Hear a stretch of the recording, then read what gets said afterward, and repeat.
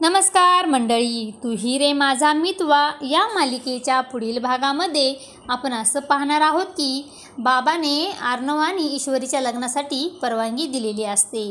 तेव्हा अर्णव आणि अंजली सर्वजण खूपच आनंदित झालेले असतात। तर इकडे आपण पाहतो राकेशचा मात्र खूपच जळफळाट झालेला असतो। त्यानंतर सर्वांच्या साक्षीने अर्णव व ईश्वरीचे लग्न होते व दोघेही एकमेकांच्या गळ्यामध्ये प्रेमाने हार घालू लागतात।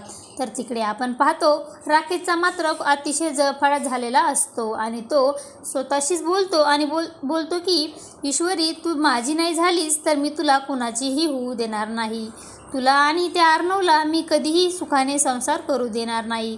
आता पुढे येणाऱ्या भागामध्ये राकेश हा अर्णव व ईश्वरीला वेगळं करण्यासाठी काय काय प्रयत्न करणार हे पाहणे अतिशय रंजक ठरणार आहे।